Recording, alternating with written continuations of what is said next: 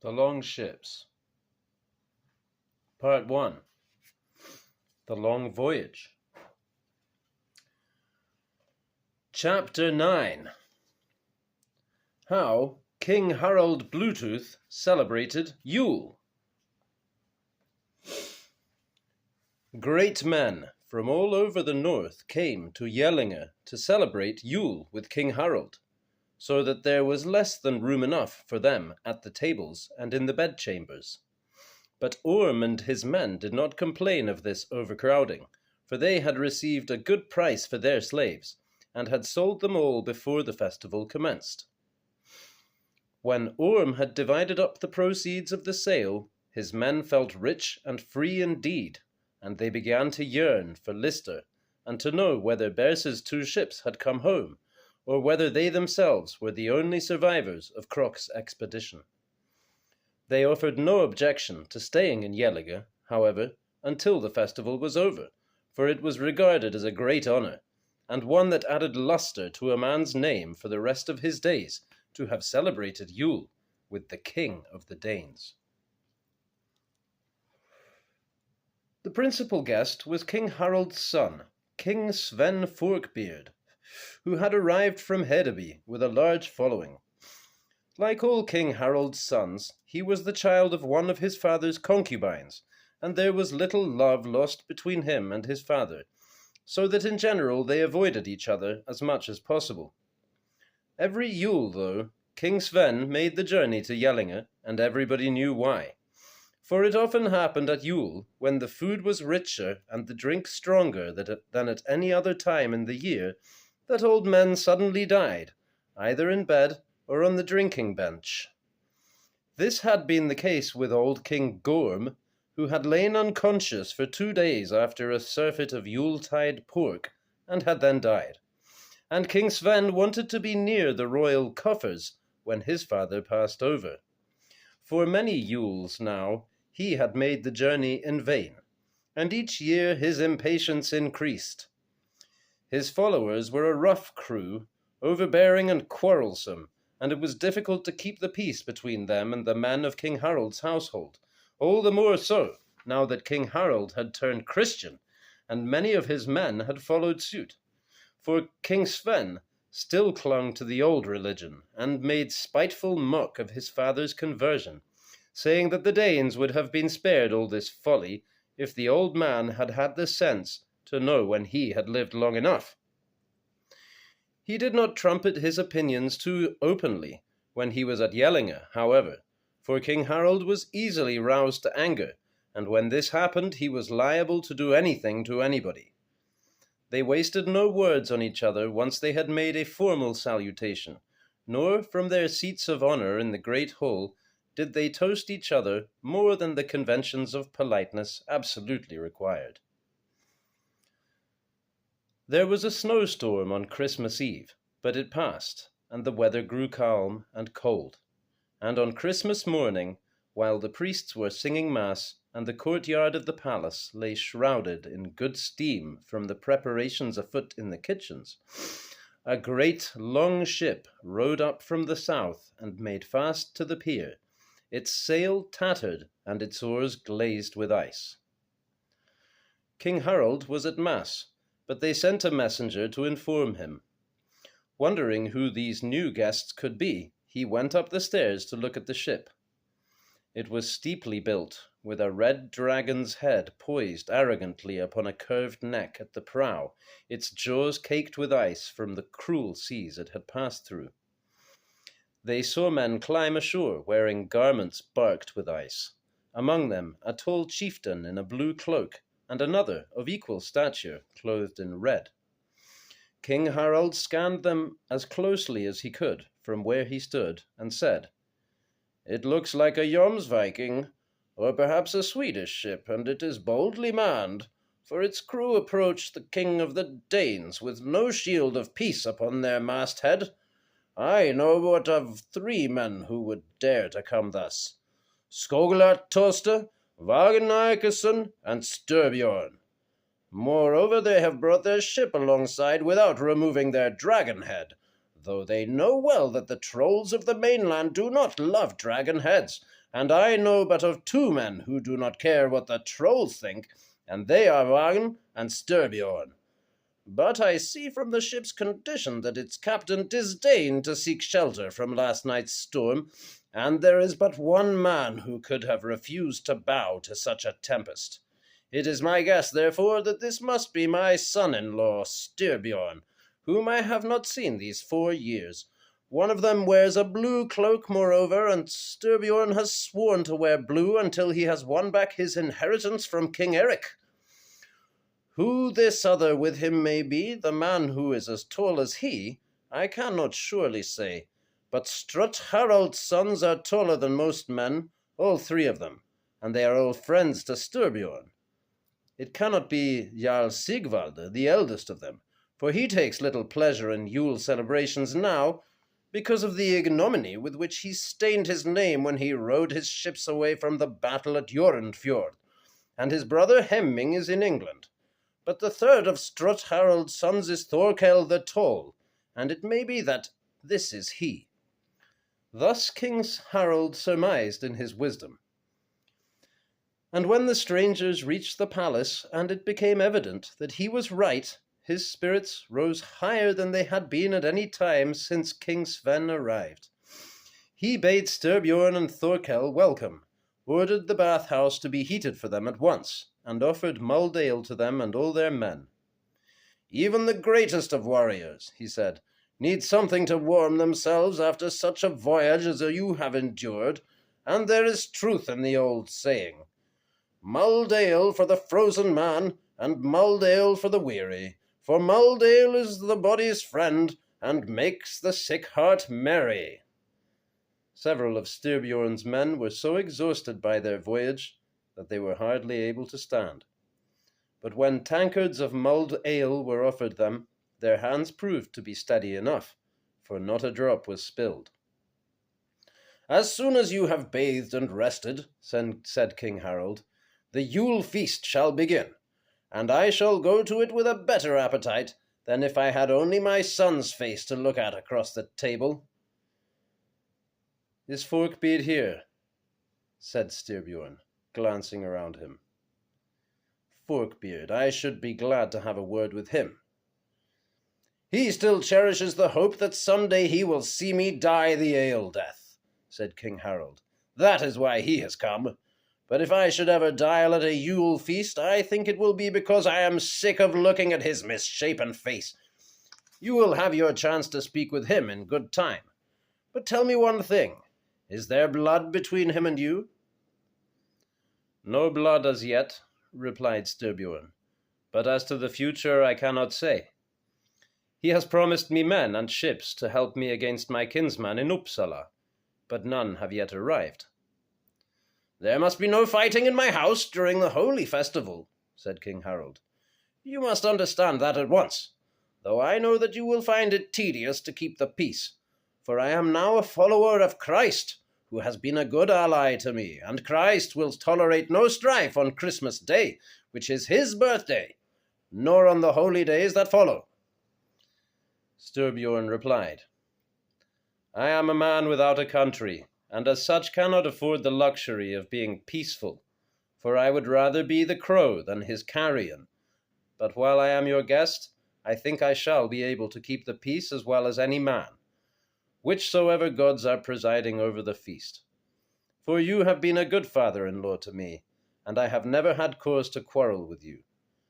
But I have news to bring you, namely, that your daughter Tyra is dead. I wish I could have come with more joyful tidings. That is sad news indeed, said King Harald. How did she die? She took it amiss, said Styrbjorn, because I found myself a Wendish concubine. She became so wrathful that she began to spit blood. Then she languished, and after a time died. In all other respects she was an excellent wife. I have noticed of late, said King Harald, that young people cling less keenly to life than old people. But we must not allow this grief to weigh down our spirits during the Yule feast, and in any case, I have more daughters left than I know what to do with. They are a fine-spirited bunch, and will not marry any man who is not of noble birth and high renown, so that you need not remain a widower for long if you should find any girl among them who takes your fancy. You shall see them all, though I fear that when they hear that you are single again, you may have some difficulty in keeping the Yule peace. Something other than marriage is uppermost in my mind just now, said Styrbjorn, but we can speak of that later. Many glances were cast at Styrbjorn from doorways and loopholes as he went with his men to the bathhouse, for he rarely accepted hospitality, and was held to be the greatest warrior that had been seen in the north since the days of the sons of Ragnar Harybreeks. He had a short, fair beard and pale blue eyes, and men who had not seen him before murmured with surprise at finding him so slim-built and narrow-waisted, for they all knew that his strength was such that he cleft shields like loaves of bread, and split-armed men from the neck to the crotch with his sword, which was called cradle song. Wise men have said that the ancient luck of the Uppsala kings was his, and that it was this that gave him strength and success in every enterprise he undertook. But it was also known that the curse of his family and their ancient ill luck had in part descended on him, and that it was because of this that he was a chieftain without a country, and it was also for this reason, too, that he was often afflicted with a great heaviness and melancholy. When the fit attacked him, he would shut himself away from all company, and sit sighing and mumbling darkly to himself for days on end, unable to endure the presence of any of his fellow beings, save for a woman to comb his hair and an old harpist to give him ale and play him sad music. But so soon as the fit passed from him, he would be eager to go to sea again and to battle, and then he would bring the strongest of his men to weariness and despair by his recklessness and his bad weather luck. He was so feared as no other chieftain in the north was feared, almost as though there was something of the power and majesty of the gods that dwelt in him. And there were those who believed that sometime in the future, when he reached the zenith of his might, he would sail to Miklagard and crown himself emperor there, and voyage in triumph along the round edge of the earth with his terrible navies. But there were others who claimed that they could see it written in his eyes that he would die young and unlucky.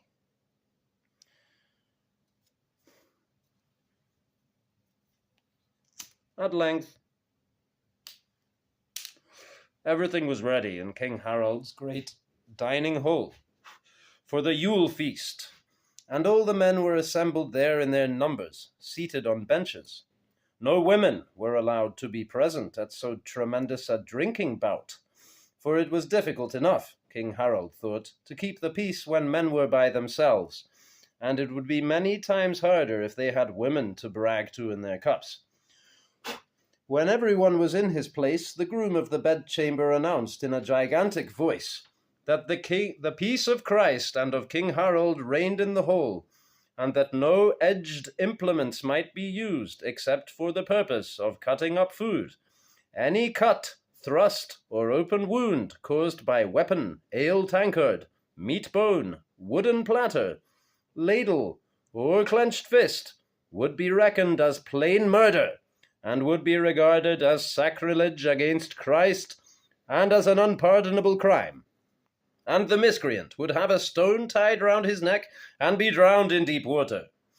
All weapons, apart from eating knives, had been left by order in the vestibules, and only the exalted personages who sat at King Harald's own table were allowed to retain their swords, for it was felt that they would be able to control themselves, even when drunk.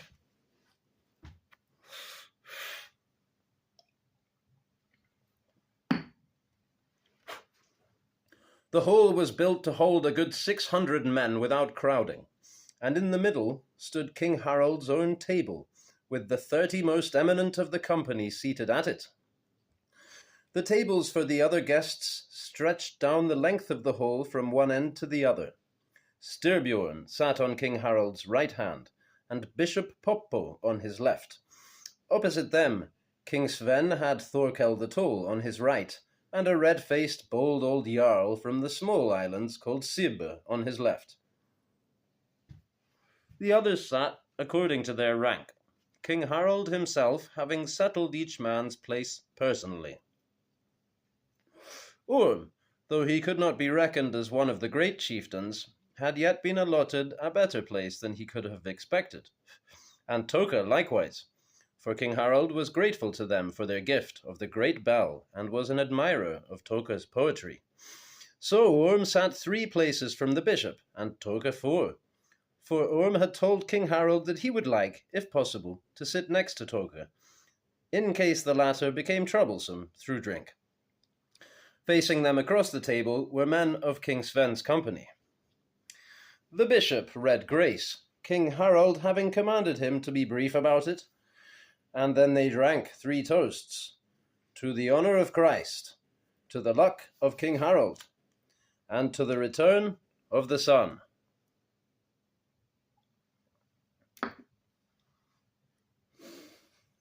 Even those of the company who were not Christians joined in the toast to Christ, for it was the first of the toasts, and they were thirsty for their ale.